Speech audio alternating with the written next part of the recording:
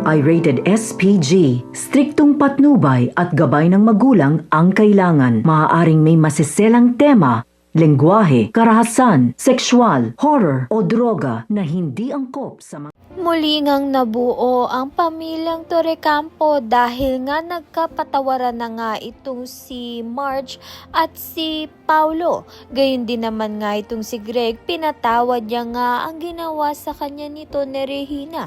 Kaya naman nga't masaya na nga muli ang pamilya. Samantalang hindi naman nga nagsisi ito ngang si Edward na iwan at palayasin nga itong si Thea. Dahil si Thea nga ang nagsisimula ng gulo sa kanilang pamilya. Kaya naman nga't itong si Thea ay lakas ng loob pa rin ngang nagpakita dito kay Edward. Inaakala nga niya na nagsisisi itong si Edward.